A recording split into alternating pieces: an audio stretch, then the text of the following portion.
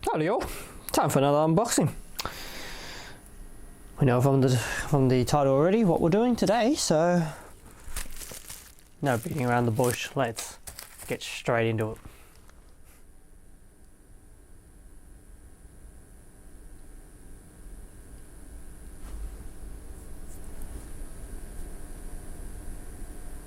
Welcome back everyone to another MTMR Railway unboxing. Today obviously we're taking a look at something a little bit bigger than usual, and this video is actually probably been pulled ahead of a lot of the other videos, so you may see some stuff in the background that you haven't seen before or whatever, or yeah, so this video has been dragged ahead because of what it is, seeing that it's a rather popular model, and may as well get it out early so that people can have a look before that, hopefully before they fully sell out.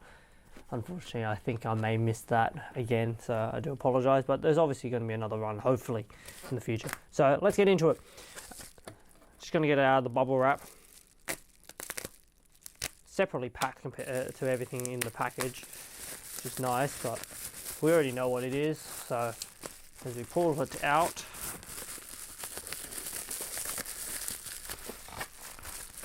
the packaging is a lot, feels a lot more lightweight compared to the other models.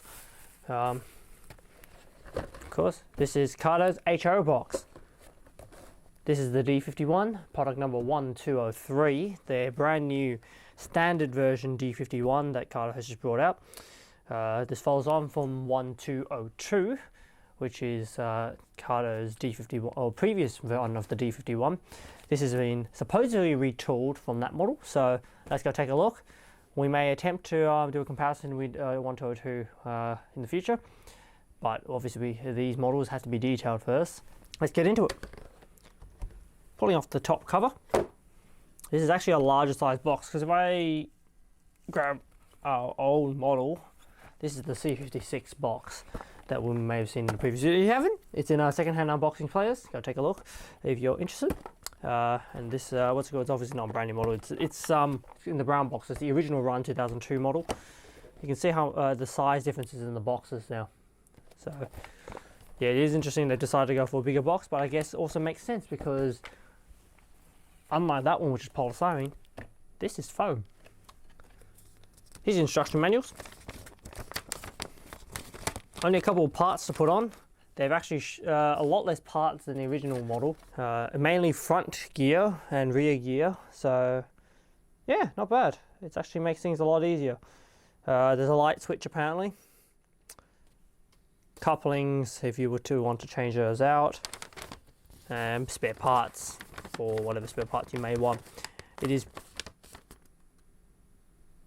decently pricey to also do replacement parts, which I guess is they don't want you to build your own locomotive.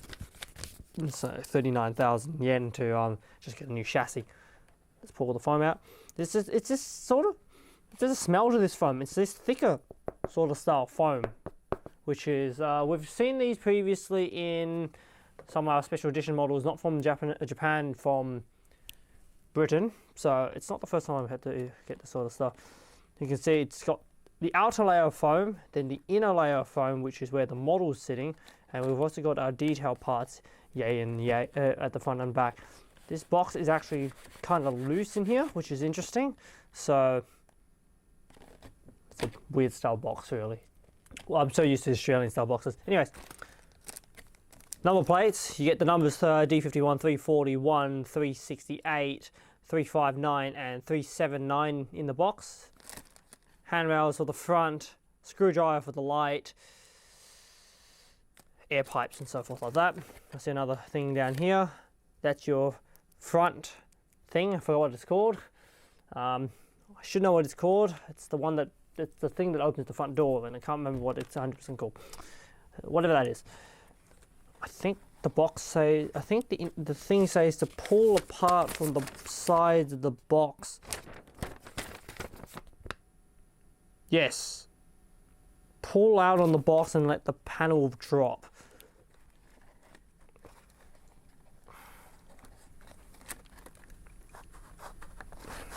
They give us 2 finger holes to add, the front half is getting stuck. I'm very excited to have a model that falls through the box, to have another HO model. They're nice, there's something different. There's also a finger hole in the back. I don't know why you have to do this. Damn, this is not actually the easiest box to open because I already failed it. Let's remove this box so that, don't think there's anything else in it except for the, yeah, don't think there's anything else in it. So we'll pop the box away so that we have less of a mess to deal with.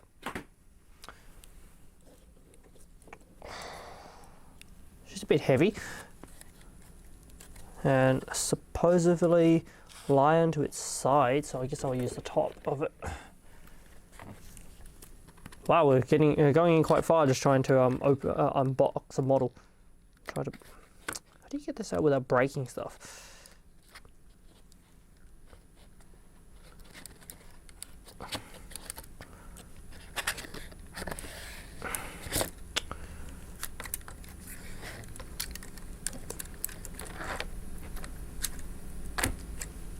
There's our unboxing.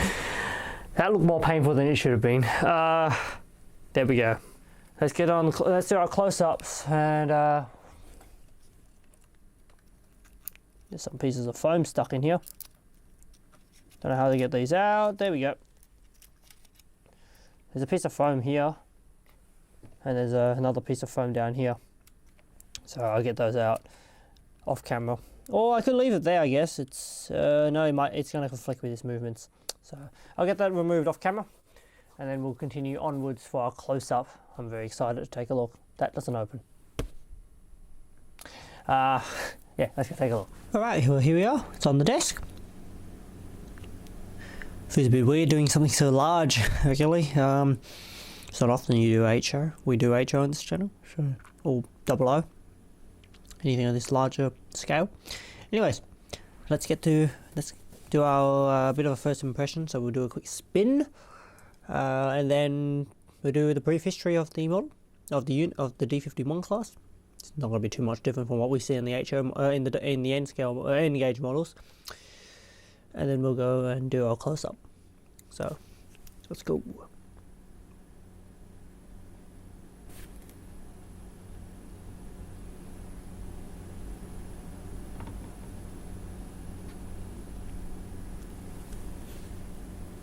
The D51 class is a heavy goods locomotive built for use with the Japanese National Railways between 1935 and 1944. 1,115 of the class were completed for use in Japan. The first 95 of the type were nicknamed the slug type, for which a semi-streamlined casing was fitted above the boiler. The standard form began with the numbers 86 to 90 as a trial which relocated the water heater in front of the funnel. Altogether, 960 were constructed in the standard form. The final form was constructed during the wartime, which had minor modifications to simplify manufacturing. A further 32 locomotives were built for export to Taiwan.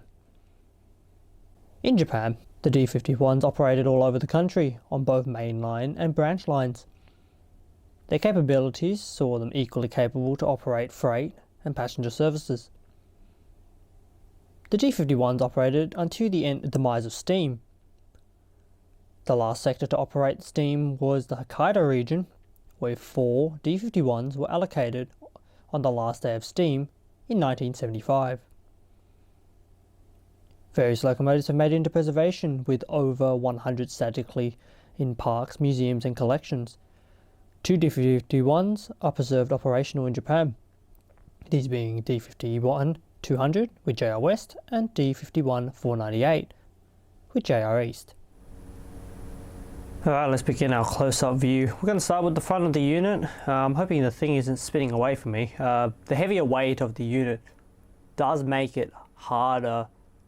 Yeah, it's spinning away. It does make it harder to stay in place. So let's begin with the forward part of the locomotive with the front on profile. There's not really much there at the moment. A lot of the you can see the detail holes. Number plate goes on the top, and then the door dart goes in the center. Also, you're missing all your other stuff on the bottom. Your brakes, ring, couple of hooks and all that sort of stuff. Those aren't fitted at the moment. Those are all to be fitted by the owner. We may get to doing that in the future. Of course, what's it called? It is interesting that this is basically all the parts you have to add on for this model. You can get the add-on parts which allow you to, I think there's a snow plow for it, not snow plow, like the Pilot, and a new funnel for it. So, and a few other attachments you can put to the model. Onto the side of the unit, we got our smoke deflectors. This smoke deflector is the same sort of style that they use on D51 200, which has the cutout on the side, unlike 498. Before we end this off, we will also take we'll put the next to the N gauge one, just so we can see the size difference. Other than that, looking pretty nice. As I say, most of the details have already been pre-fitted, or the handrails along the side are already done. The wheels look nice, look very, very clean, and of course you got your valve gear.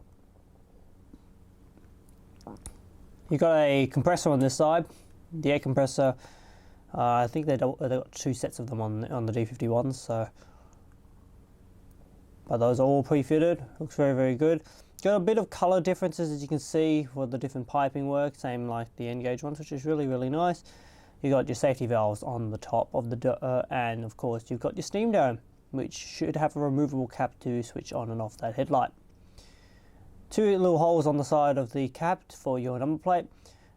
However, you don't get any of the builder's plates that are supposed to go underneath it. Not sure if they're in the box. I didn't see them in the box, so I assume they're not available. Also, you get all your injector equipment on the side of the unit on this side. I really should have pulled the tender off so that we can actually see the cab detail. But anyways, onto the tender. This is a full-size coal tender. Not many of the current ones actually utilize a full-size coal tender. The two that are in mainline service actually are half tenders, but this is a full-size coal tender. The headlight on the back, not 100% sure if it works. Hopefully it does. And of course you got all your holes for all your spare parts, steps, ladders, and so on to be fitted by the user.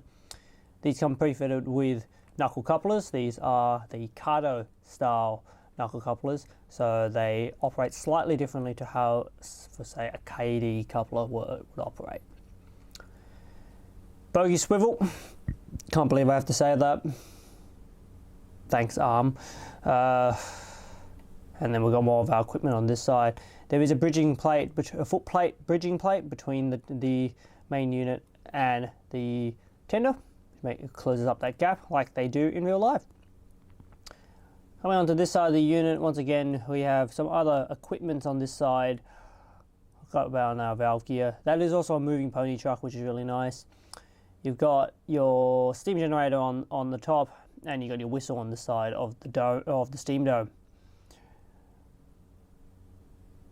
And then we're back onto the front of the unit. So not too bad of a look. Not too bad of a model at all. Just a bit of a size comparison. We've got the 498 D51 498, the model 2016-A, as previously seen on this channel. Currently now lined up in front of our brand new HO D51. As we can see, there's a major size difference, but also you can also see the details are very, very close. So we already knew that the little N gauge ones were pretty good, and it's nice that the details have been moved from the little one through to the big one. Let's head over to the layout and give the model a test run. We'll also put it on some form of train. Not 100% sure. I've got a bit of a choice I can pick from. So we'll see what looks good behind it. Alright, well, we made it back to the layout. Let's finally give it a go. It's been a couple of weeks, days since the first half of this video is done. Because as everyone can see, there is a massive dark patch. That's because the N-gauge layout has been in use. We're catching up with a lot of the videos for those ones, but quickly getting this one dealt with, because this video is being pushed ahead of a lot of the others. So for once we'll have a massive dark patch, so we should be able to just see the lights a bit easier. Obviously it's going to be a bit hard for filming going through that, but we'll see how we go. Got our unit over here. Hopefully it's all fine. It's a pain getting it out in and out of the box, but we'll see how we go. So let's get it on. It's a big locomotive, so me trying to get it on one go might be a bit hard, but we'll see how we go.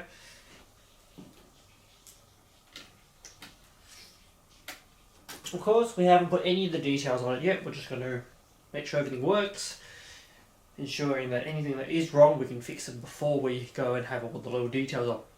We'll rock the unit as usual, run it forward and back. That's how it goes.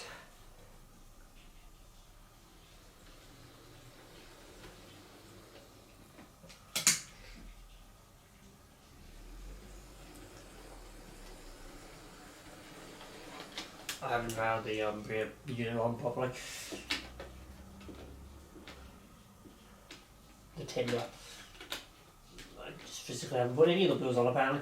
Nice and quiet actually. A lot more quiet than the other HO models. If you've been here for long enough, you know that we've got another HO steam locomotive. A lot quieter, so it's a very, very nice mechanism. These are pretty much the standard mechanisms that's in a lot of the N-gauge stuff. Just amplified, so we kind of knew what we were expecting. I'm going to roll it over the back track a bit because this is a second radius curve, just to make sure that's going to get around the track properly. Then we'll leave it to run 30 minutes in each direction for running in.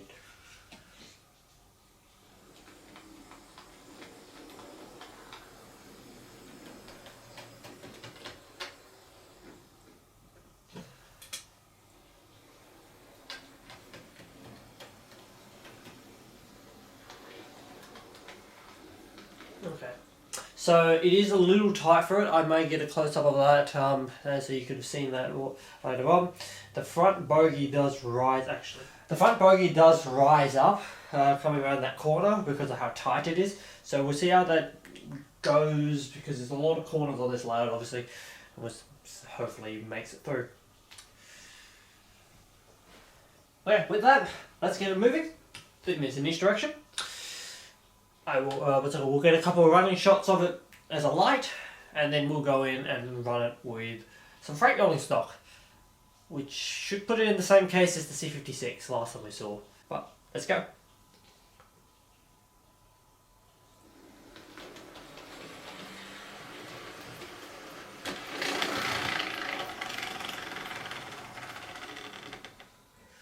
It would be nice if I didn't just do it on, so we'll proceed onwards after I pick that.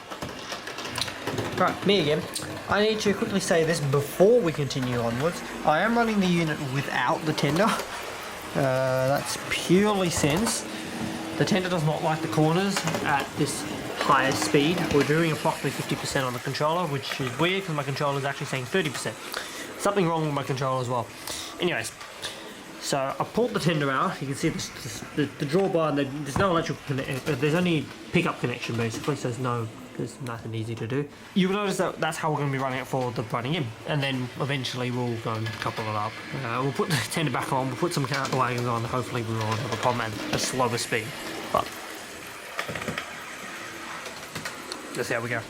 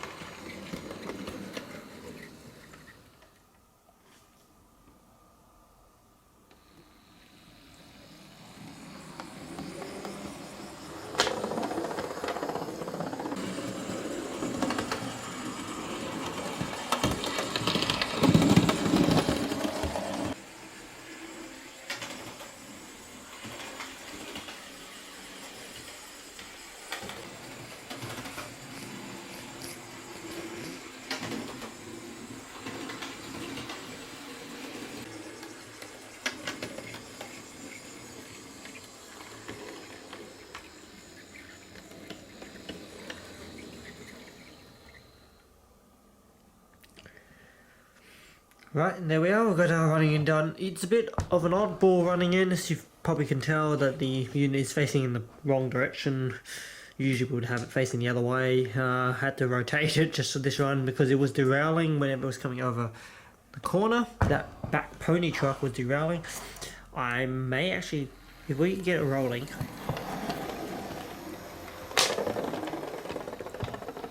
they really don't like this corner going in this direction, so we'll have to spin the engine around one more time. We'll let it cool down a little, let the controller cool down a little. It is powering two motors rather than one, unlike a normal HO model. So we'll spin the engine around and we'll put the tender back on. So we had to pull, as we said, had to pull the tender off. There's no problems with the tender going around the corner. I think we're feeling it may have been to do with, as you can see, there's no issue with it. Easy job, just pick up and spin. It's a very heavy locomotive. We don't do weighing on these unboxing videos, unfortunately, but drawbar goes, what's it called? Pretty easy to do that, and the drawbar just needs to line up with the pilot holes underneath the model, which is actually probably easier to be done without it being on the rail, so I may go and find that out before I wrecked anything, so the video with that. Right, there we are, engine's back in one piece. These are our wagons we're going to chuck on, so I'm going to put on some 45,000s, and 2 pairs of 45,000 and 2 pairs of 80,000s, and obviously you got your guards van, so we'll chuck those on behind it.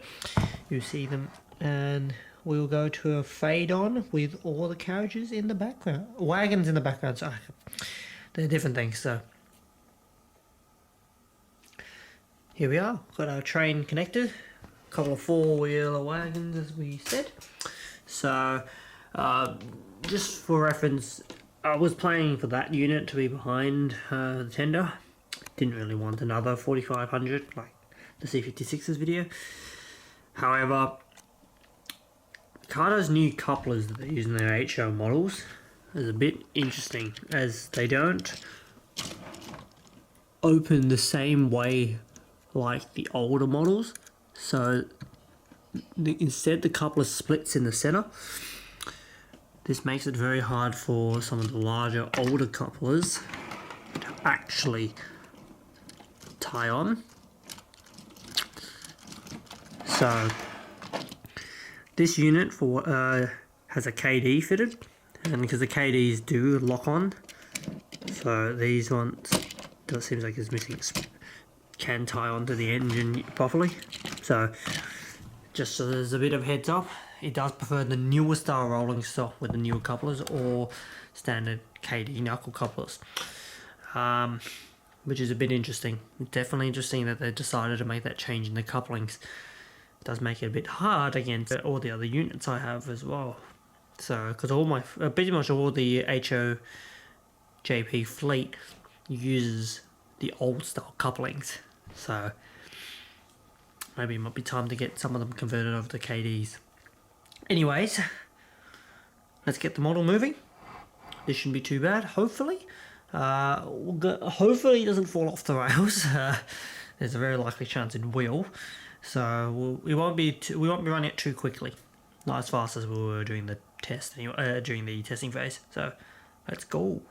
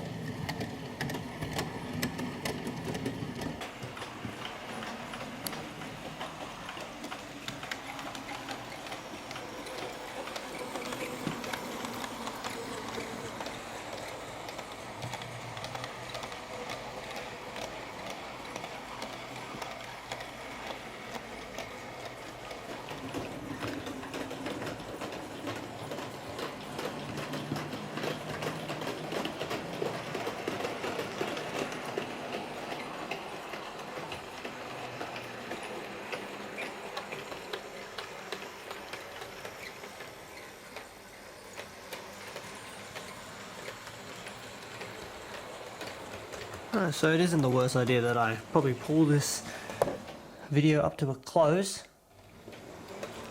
Electrical problems, as I say, with the layout.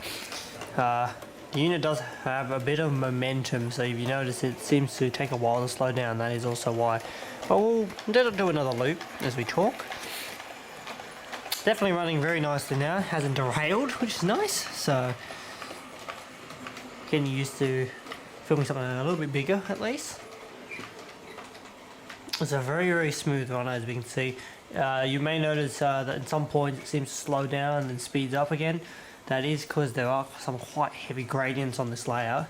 At the moment it's pretty much all going uphill. So that's why the model is basically slowing down.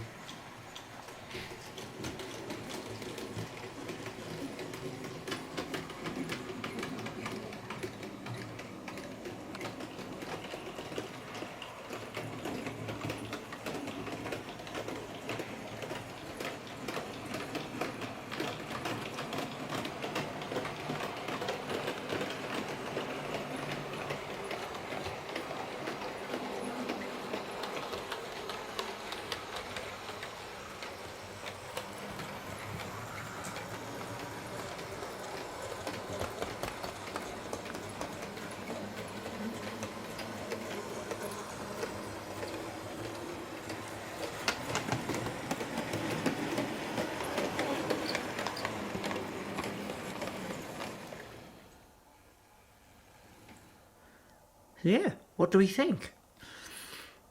I don't think it's too bad, eh? It's definitely not too bad of a model at all. So it's a very, very smooth model, very nicely detailed for what's already there. And there's still more detail put on, of course.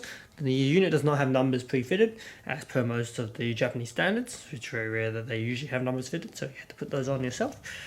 But it's definitely not a bad model, I would say. It is on the pricier side. HO in Japan has always been more expensive. It's always been a slightly more expensive market, the HO market in Japan, but definitely the quality is still there. Unlike most other, unlike our market in Australia, whose most of the models these days for steam engines are usually white metal or brass or some form of die-cast frames. These models are fully plastic. However, you can feel by the weight there's obviously a massive lump of metal inside it to ensure that it will get the tractive effort it needs.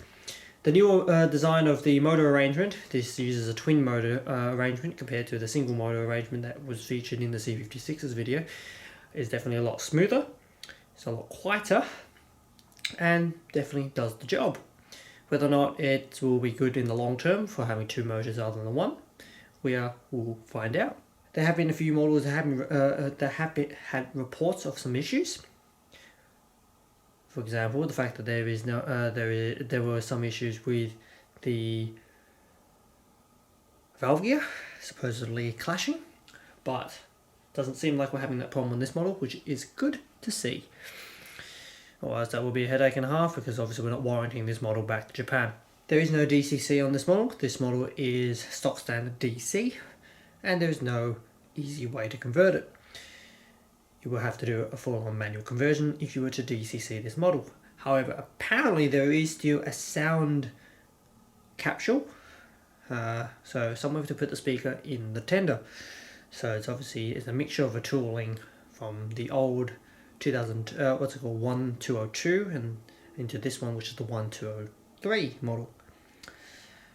Other than that, not too bad at all.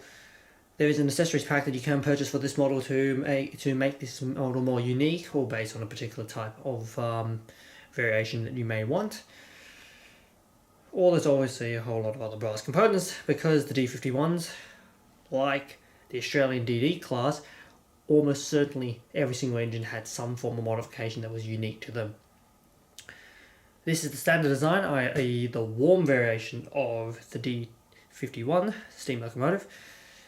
Definitely not too bad of a model. Welcome to the fleet for this model. We'll see what happens in the future, whether or not we collect any more. Definitely won't be looking at too many HO models. They're not the cheapest.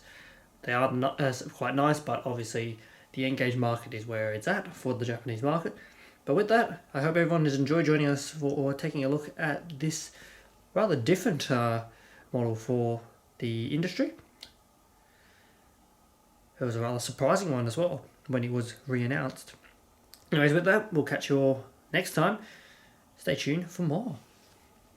Of course, we'll have our standard scores and so on once the train has moved out of frame.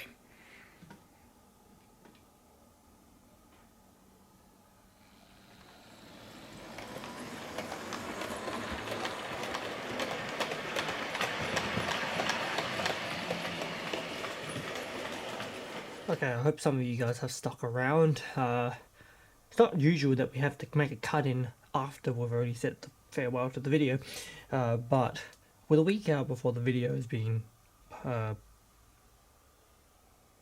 completed and uploaded, we've fallen into a minor little issue with the engine. We also aren't mic'd up today, so you may notice the audio being slightly different. So we're going to go and get into the model. I'm going to open it up and see what's actually going on.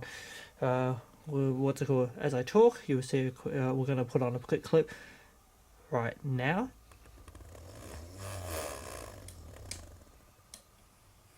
So as you can see from that, it looks like the motor isn't, for some reason, meshing into the gear train properly. It seems to be occurring when it's going around a corner, I've noticed, especially that tightest corner on the layout. Whether or not it's because it's tilting the engine and it's bending the frame slightly out of alignment, or if it's just the motor housing isn't being held in. So let's open it up and take a look. We're not going to do a demonstration on the full opening up because that's not usually done in these unboxing videos, but we will take a look inside it once everything's in. I will do a quick rundown of the way to open it because I am actually not 100% sure either. So let's get into it. Alright, well, we've removed the top frame, just kind of the cover, this piece of metal which sits over the it's just this weight, sits over the top of the underneath the boiler, and so that's your light switch. You can see your circuit board here. Cap has to come off first, and then you've got a screw that holds the actual body on, but I can't see the gear train at this point, so continue delving deeper. Went for different variants of attack. On the top I wasn't able to actually get the circuit board out for some reason, but I've noticed that the screws underneath here are all rather loose. I've already taken two of them out, but they've been rather loose at the bottom. Possibly they may not be tightened down properly, so I'm going to remove it, bring out the plate and just have a look at the gear meshing, make sure everything's right with that, and then we put it in and see what happens. It looks like it might be a bit loose, with my answer why the wheels might have been jumping out when they're facing the right way around, because it was freewheeling actually. So alright, everything's been put back together. I didn't show anything about the gear train because I forgot. Looks like it's tight now. The wheels aren't moving under force, so which means the gears are locking in. So I think it must have been, obviously that running around has caused it to those screws to become detached. I've also given it a little bit of a lubrication. Just some gears look a little bit dry, so we'll go and check that on the layout, give it a run. I've left the braking rods and the cab off because they're unnecessary, and if we have to do anything else, I have to pull them off again anyway. So just going to test it like this, get the ran back in, and then we'll end off during the running in, so we're not going to go through all that running part again. Alright, it's very different that we do things during the day, because obviously we don't usually do our model train stuff during the day for the unboxings, but just more making sure that we can get this working, making sure we end off this video in a good light rather than a kind of depressing light. So birds are all happy. We're gonna follow the model a bit.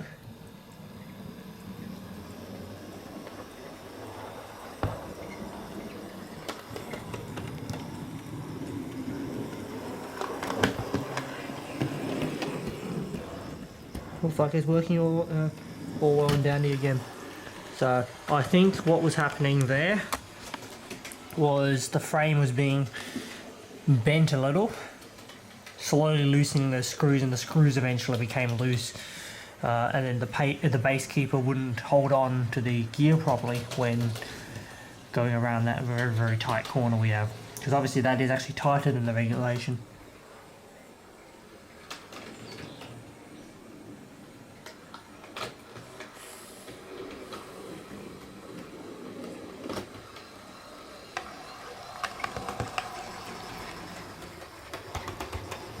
Well, after that little bit of running in, seems to be performing fine now. Wheels obviously still lifting up because obviously the engine is slightly too long. I'm going to run it back a little bit, but with that we're going to end off this video. The scores will...